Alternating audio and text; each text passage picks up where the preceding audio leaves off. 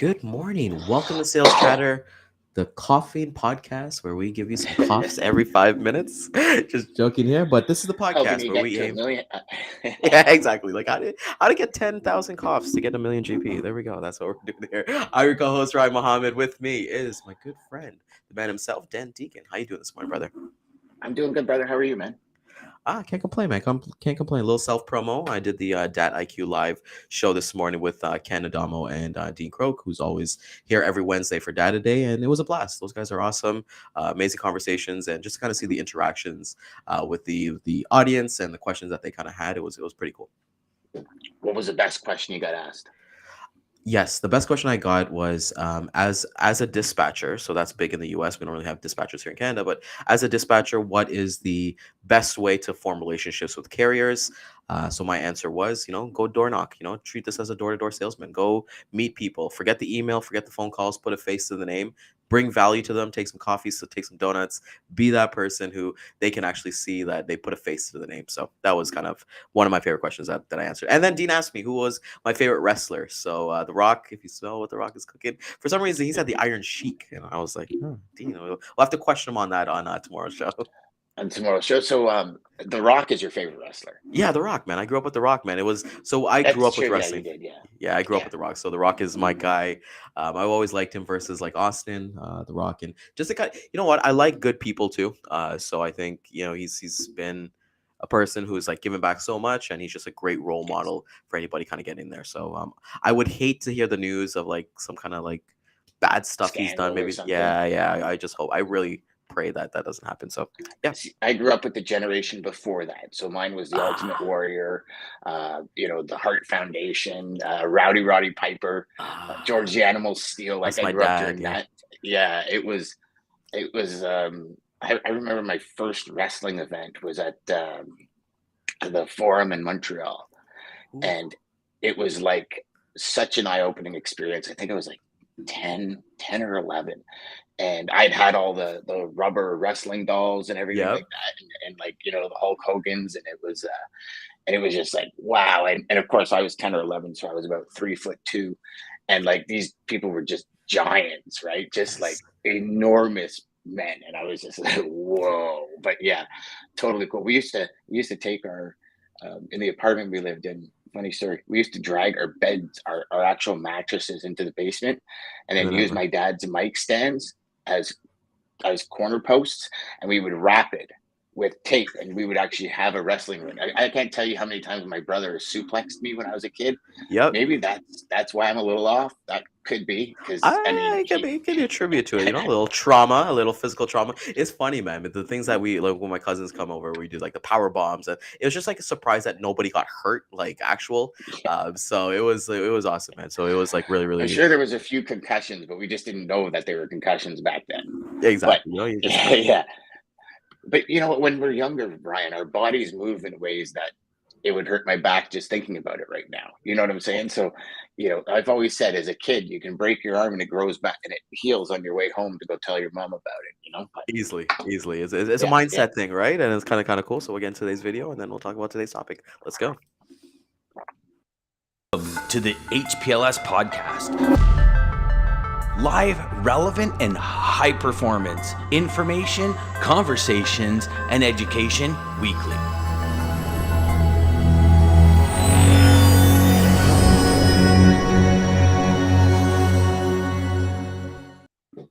I love that wrestling talk. Wrestling talk is pretty cool. Maybe start up a little wrestling podcast kind of going. But Dan, you've been back. It's almost a week tomorrow. How you feel being back? Yeah. Give me the good news, my man. It's good, my friend. I do notice my voice suffers for it, but if like anything else, if you don't work it out, it's not going to get stronger. I felt that a couple of times this week where it's, I come on here and we have a conversation, and then I'm starting to make more calls, starting to have more conversations during the day. And at nighttime, it's right where the tumor was is just, it kills. But it's getting better and better every day. And as long as I see upward improvement, as much as it's, this wants to go a million miles an hour, but this is not ready to go a million miles an hour yet. So it's challenging at times, but like with anything else, I was talking to a neighbor of mine the other day, and he says, "You know what, Dan, you're on this side of the grass." I said, "Yep, I know." So it's good. It's good. It's good. I'm loving being back. I'm loving having the conversations with you, brother. I'm looking forward to Jeff coming back. Hopefully, he got a new internet connection and he's good to go, and we can rock and roll and we can hammer it out.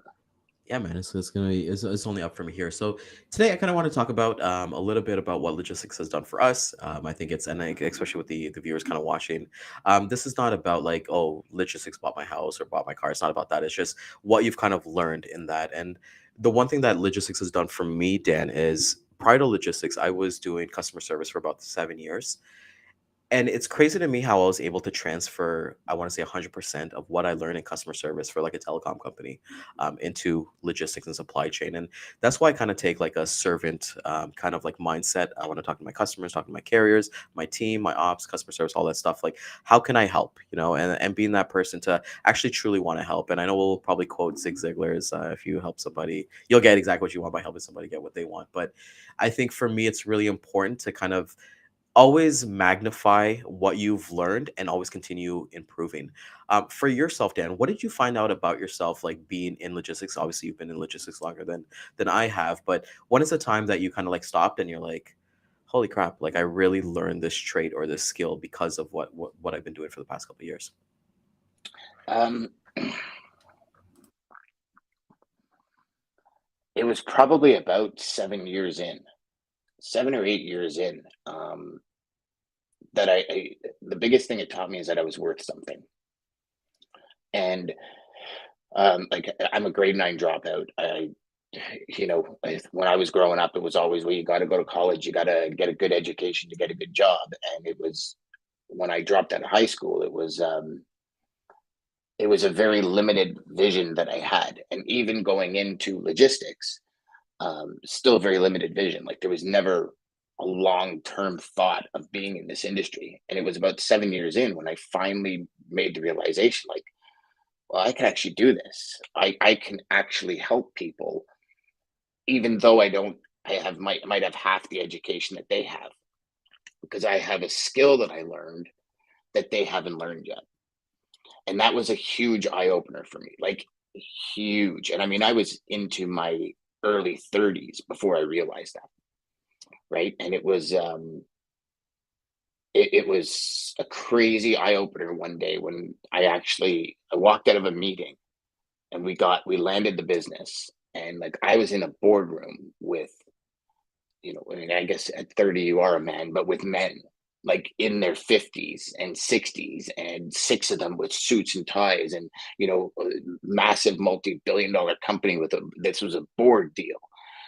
And never thought anyone would ever listen to me because I'm a grade 9 drop. Like you have this perception of you in your own head, right? I'm a grade 9 dropout, and they were on every word of the presentation, and it that taught me that I'm worth something.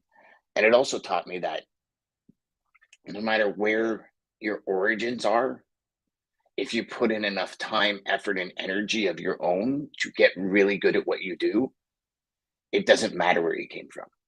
And that's probably been, I mean, besides meeting my wife, my soulmate in this industry, like I owe everything to this industry, man.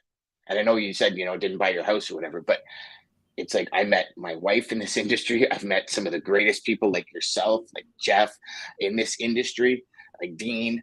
I have friends. My first customer ever is still one of my really good friends, Bob McKenna. Like really good friends. I call him up and he dropped whatever he was doing to help me, and I do the same for him. I've met some really cool people in this Yeah, industry, um, and it's the one thing I love about it is it's ever changing. Like you can never sit there and say I know it all, yeah, and that's what I love about it. You talk about being a servant. You know, when I transitioned my mentality to be a servant over a commission, um, the business changed. It was a game changer, like a complete game changer, and that's where your mindset should be.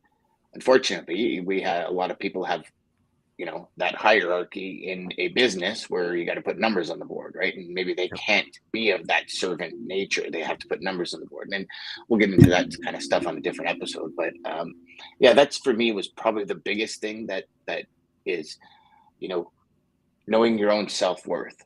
Like not, and I don't want to say, Ryan, necessarily doing things for free, but getting a commission on it, like everything. So, right, when I met my wife, I pursued her, and my commission is we're married. It's like Yeah. Grant Cardone talks about. Everything has a commission. Now, it's not necessarily monetary.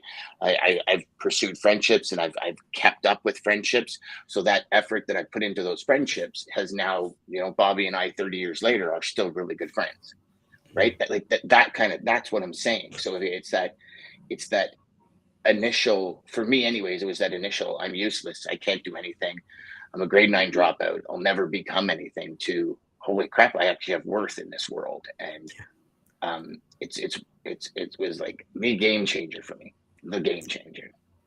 Yeah, and finding your self-worth, and I like that you shared that, because you said it was like 7 or 8 years into the industry. And one thing we kind of talked about, a little plug here, but yesterday launched episode 3 of Logistics Monk Show, and we had an author, her name was Crystal, and she was talking about that as well, talking about like self-worth is like, when I do these publications, am I worthy of this? And when you kind of shift your mindset that, like, I get to do this, and I kind of tell people all the time, it doesn't matter. I think I had a conversation with another friend, and he was like mentioning, like, oh my God, there's so many podcasts out there, there's so many content out there. It's like, you should be happy about that. Like, everyone's kind of sharing their voice, sharing their, and it's up to you, because even for myself, if I wanted to listen to every single podcast that I wanted to, Dan, I just don't have the time for it, or make the time, so like for me, I get 2 45-minute walks, that's with my dogs. I'll put on 2 podcasts, and then I'll go to the gym for maybe an hour or so, that's another three podcasts. Some people, maybe one is a lot, right? So I think for me, what logistics has given me, it's given me a bit, I wouldn't say my self worth as well, because I've always kind of been confident in myself, just based on who I am as a person. But I'll tell you this: the first time I've been in like that boardroom meeting, with like big wigs, like as you said, man, I was like, what do I do? Like, okay, so let's peel the curtain a little bit. Like, even when I went to your training, and that's how you and I met. For everybody who doesn't know that, I met Dan through a training. Our company sent us a training, and we found out that this was Dan's first training, with people, and got to meet some really cool people. And I clicked with Dan right away. But even being there, and I'm looking aside, like I'm looking at some people in our company. These guys are doing big numbers, and I just started at this company. And then I look at people in different companies, and they're having big numbers. And then after the meeting is done, we had like a kind of confidential private meeting, and then even being part of that was like, oh my God, this is so cool. Meanwhile, before, if my boss took me out to lunch, that was a big deal to me, but that became a regular occurrence to me. So I thank you for sharing that, brother. Yeah, Ryan, we always go through these things in life, right? um, I think you have to, because that's where you level up your game, right? And when your company came to the event, the only conversation was, how are we going to level up the game? And even 30-year reps came with you that day, got something out of it. And it's you never know. You never know where it's going to come from. You could have been. I've been to many, many, many conferences, and some were free, and I would have paid 20 grand to be there, and some I paid 10 grand to be there, and I would want my money back. Yeah. Do you know what I mean? So it's just what's going on up here. And it's like we've said 100,000 times before.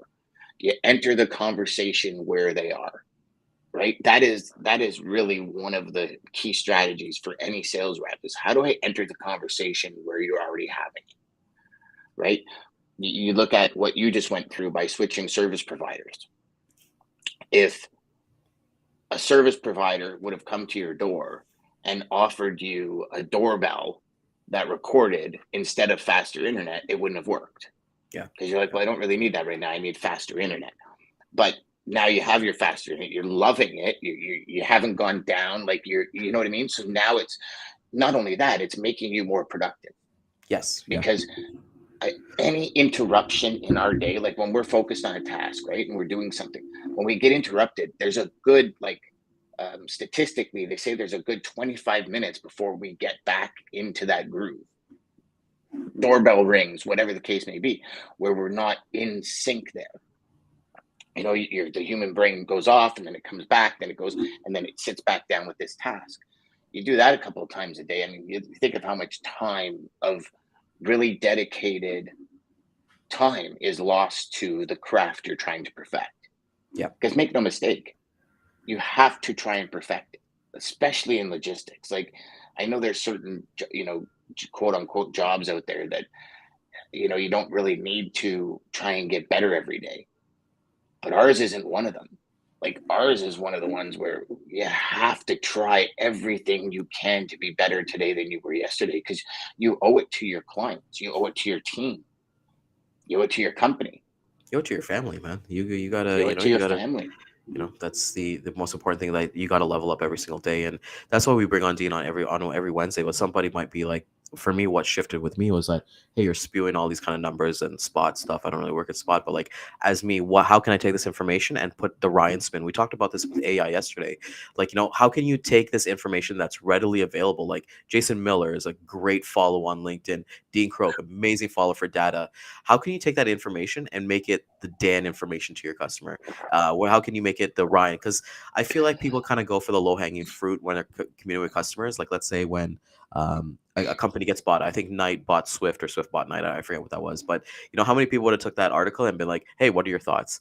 But like other like kind of people who level up, and what I've learned in logistics is read that article, what matters to you, and ask that question. Like they said that 3% of drivers are XXX. These are my thoughts. What do you think? And that's where we kind of get to that level up, instead of just getting POs, entering them in, and dispatching them. Life in logistics is more than just being an order taker. Yep. Yeah, it's I love that you brought that up, because what you've just done is you've prepared yourself to have an authentic conversation. Yep. And it, you know that was a good decade before I realized I could have actual authentic conversations with people. Like, I wasn't just there to get into their wallet. Yeah. And um, it was an unbelievable feeling when you realize that you can have a phone call. I don't think there's a good or a bad phone call. I honestly don't. You can have a phone call. And at the end of the phone call, you can be like, okay, that obviously was not the right prospect for me, or this has potential, just based on a candid conversation. Hmm. Like, that's it. And you think about that. What other industry can you have really cool conversations all day long, help people achieve their goals, and make a fortune doing it? Yeah. Like for any shipper Sign my watching, job. yes, there's a lot of money to be made in brokerage, but the money you make is always a direct representation of the value you bring, right? Like call a spade a spade. If you're robbing every one of your customers, you're going to have a revolving door. Yeah. I was gonna be chasing But if you're customers. fair, yeah, exactly. If you're fair and honest, you can make a very, very, very lucrative living by having authentic conversations every day, helping people achieve their goals, and watching people grow all around you. Like, to me, that's like gold everywhere. Watching people go from beginning operations to being a team lead on someone's team, maybe not even on my team, but on someone's team. It's like, man, I was responsible for that. I had when I first started, I had 3 operations people. They're now running operation teams in multi like billion-dollar companies. And it was like wow, like they were just literally booking my freight, and now they've done so well for themselves. It's not, I'm not saying it was me that did it for them, they did it for themselves, but it's great to see that. It's And just see really the great to see progression. people. Yeah. Yeah, see that Yeah. progression of life too, and it's just like the same thing too. Like we can always attest to this. Like your nieces and nephews, you see them grow up and become like. I'm at that age now that like if I go to the club, I'll probably see like my nieces and nephews that like I raise as like little diapers and stuff like that. So I don't go to the club much often anymore. But it's just having that feeling of gratitude, knowing that hey, I might not have been the reason why they've kind of accomplished, but like I would have had something to deal with it. I might. It's like a Yeah. soup, right? It's like I might have not put the ingredients into that soup, but I could have put a little salt in there, a little pepper in there, a little Yeah. spice in there, and that's perfectly fine with me. And that's what I love seeing. I love seeing on LinkedIn when we kind of see people just upgrade, just kind of like, and it means to say, right, like upgrading your life with logistics looks different ways. Like for myself, I'll publicly say this: I love being a freight agent. I'm able to do this. I'm able to do other amazing things. We have something we're working on together that I think is going to be one of the best things ever hit, and I'm able to kind of do those things. But then some people, they love being like, they love to lead people.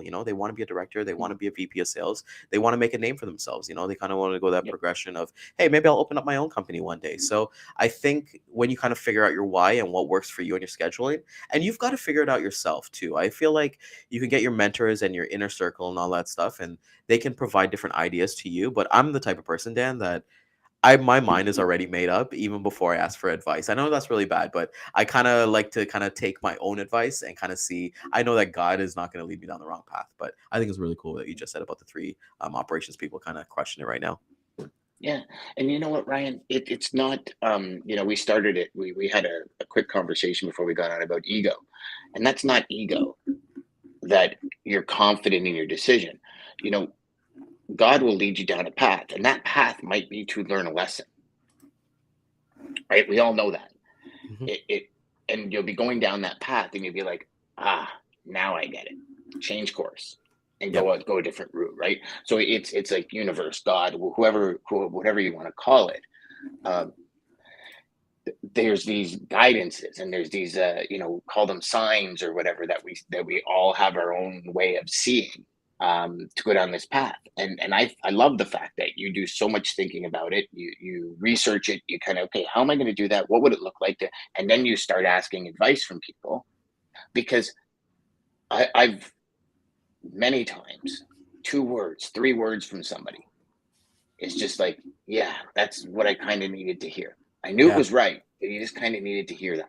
And it's like anything, right? I mean, I know the whole cliche is, you're standing in the grocery lineup and you look at one of those trashy Inquirer magazines, and all of a sudden an idea sparks in your head, and it's a multi-billion-dollar idea. You know what I mean? But it's true. It's true. And I can tell you, my customers have given me the best tools to help me get other customers, Yes. Yeah. Yep. right? And they're the best teachers on the planet, and they're the best salespeople on the planet. And the day I learned that customer A does not want the same thing customer B wants, everything changed. Yeah, it's not a one size fit all. It's not to be added on a lead list to get like it's deeper than that, and actually like having that conversation. I think that that's the one thing I've learned with logistics as well, Dan, is as I'm kind of progressing. But you know what? Well, maybe we'll talk about this because we're coming up to a couple minutes here. But I've learned so much in logistics in terms of that there's no right way to success. I know a lot of people kind of talk about, oh, hey, you got to be niche driven, you got to do this, you got to do this. And my first job at the first place that I worked at, I wasn't niche. I was taking anything and everything, and I was only there for a year, so I really can't talk about how sustainable it was because I had all my customers from day one still stick with me for that one year. But I really, and that's when I was cradled to the grave. But then when I kind of switched it over, and I was like, well, let's try to build, let's try to be niche driven. But your boy got into show freight, and then COVID happened. So that was kind of a little sour for me. And you kind of got to go different verticals. But I think I saw a post, Dan, and I'd like to ask you this question as well. A couple weeks ago, was that somebody said, "Hey, if you're making an Easter basket, and you were to put 5 things that your customers like make, like whatever they ship or whatever they do, what would your basket look like?" Right? And just to see the variance in answers, there was nobody that said it was just one thing that they had in their basket. They had different eggs in their baskets, and that's like diversifying as well, right, Dan? Yep, 100%. I often said, uh, I had a very similar saying. I said, if you were to pop an umbrella and you were able to just keep 5 things dry, what would they be? Same Mm, same scenario, same question, just a different way of putting it. And um, you know, when it comes to the niche business, when it comes to cradle to the grave, when it comes to all these different variables in the business, um, one is golden for certain people, yes. right? Yep. I know a guy.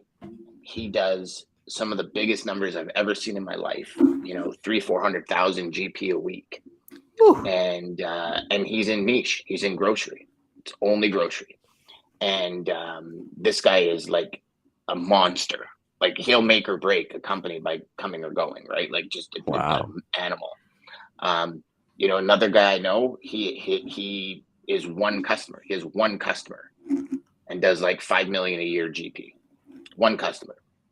And to me, I would be terrified to have one customer Me and too. all Yeah. my business is with that customer, because I find you're leaving yourself. So, but he's going on 15 years now. And that's what I'm saying. He, Yeah. I zero love it. concerns, zero concerns. And that's But why it's individual.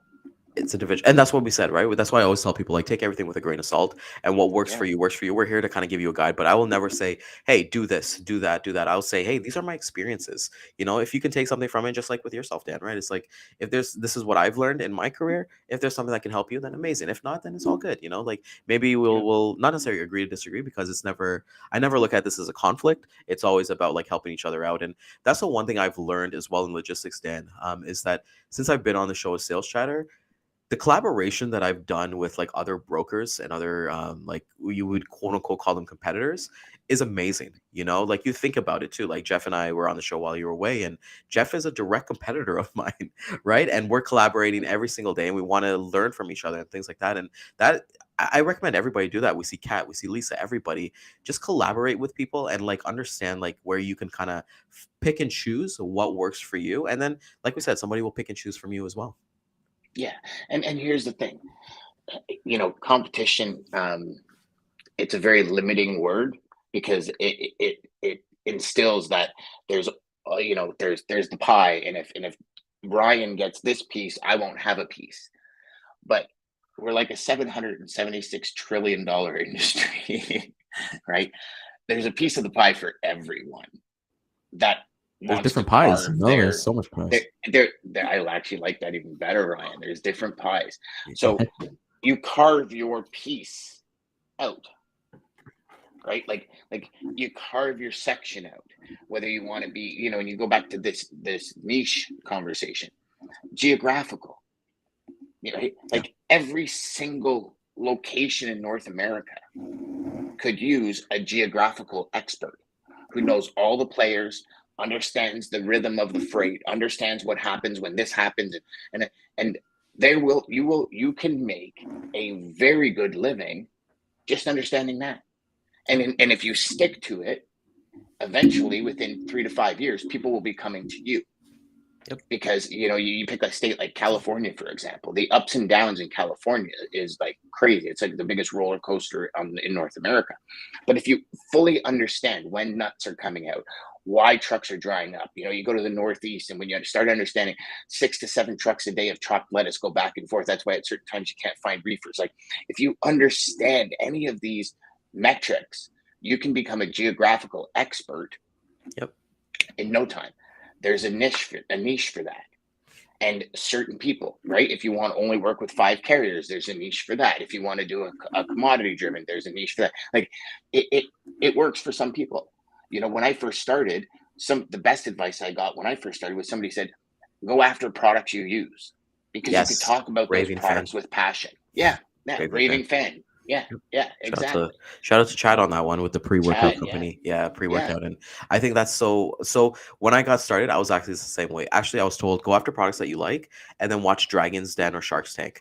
And then kind of go after those companies after there. And there's, like we said, there's so many good things. I've said it here so many times that what's worked for me is I go on Indeed and I look for transportation manager postings. Call them, because if they haven't left yet, they're gonna take you with you, and then you could get the new person in and get a fresh start. So I think There there's you so go. many ways, man. There's really so many ways. There's Import Yeti, and like we said, I'll take this from Jeff, but there's many ways to skin a cat. Can't believe I just said that, but that's what happens of being 6 months with Jeff.